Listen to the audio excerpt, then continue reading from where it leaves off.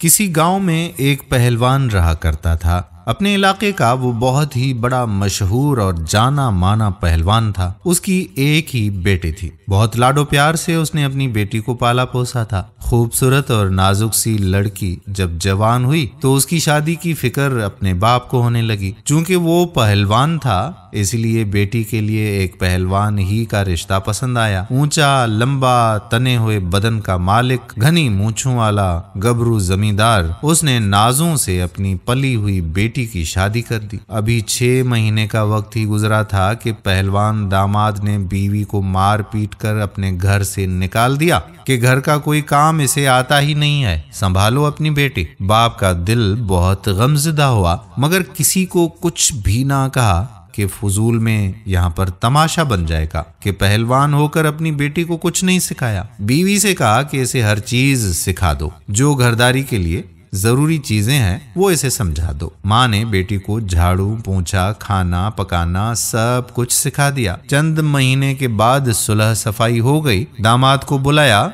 उनसे माफी मांगी कि मैं शर्मिंदा हूँ, लाडो प्यार की वजह से घरदारी हम इसे सिखा ना सके। 6 माह गुजर गए। बेटी फिर मार खाकर मैके में वापस चली आई। कहने लगे कि कोई सीना प्रोना इसे आता ही नहीं है, पहलवान होकर अपनी बेटी को कुछ नहीं सिखाया। फिर पहलवान बहुत दुखी हुआ। बीवी को फिर से कहा कि इसे सीना प्रोना सिखा दो। बीवी ने सिलाई, कढ़ाई, गोटा किनारी, रजाइयां बिछाइयां सब कुछ बनाना उसे सिखा दिया, यहाँ तक कि परिंदे और आजार बंद भी। फिर दामाद को बुलाया, अपनी गलती की माफी मांगी कि लाडो प्यार की वजह से हम अपनी बेटी को नहीं सिखा सके थे। बेटी को दोबारा रुखसत कर दिया और वो अपने पहलवान शोहर के साथ घर वापस चली गई। फिर चंद माह ही गुजरे कि बेटी फिर से नीलो नील मार खाकर मैके में वापस आई कि खेत खलियां नहीं संभाल सकती, गाय भैंसों का दूध धोना इसे नहीं आता, पहलवान होकर अपनी बेटी को कुछ नहीं सिखाया। पहलवान बहुत ही दुखी और रंजीदा हुआ। या अल्लाह,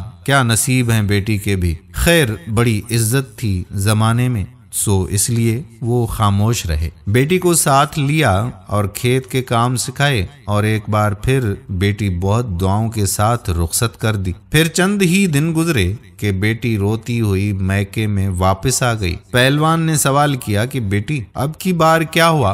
कहने लगी कि बाबा, मेरा शोहर कहता है तू आटा गूंदते हुए हिलती बहुत है। पहलवान को अब सारी बात समझ में आ गई। उसके दामाद को आदत पड़ चुकी थी मारने की और उसे लत लग गई थी कि वो बीवी पर तशद्दुद करे, बीवी पर रौब जमाता रहे। कहने लगा कि बेटी, मैंने तुझे सब सिखाया है मगर ये नहीं सिखाया कि तू बेटी किसकी है। बेटी हैरान हुई मगर कुछ ना समझी। चंद दिन बाद दामाद पहलवान को इस बात का एहसास हुआ कि बहुत अरसा गुजर गया है, ना ससुर ने कोई माफी मांगी है, ना ही बेटी को वापस भेजा है। खैर खबर लेने ससुराल के घर आ गया। ससुर ने दरवाजे पर रोक लिया और कहा कि इन्हीं पैरों पे वापस चला जा, आज की तारीख याद रख ले, पूरे साल के बाद आना और आकर अपनी बीवी ले जाना। और हाँ सुन, अगर इससे पहले मुझे तू यहाँ नजर भी आया ना तो तुम्हारी टांगें तोड़कर वापस भेज दूंगा। दामाद को तो फिक्र लाहक हुई लेकिन अना आड़े आ गई और लौट गया।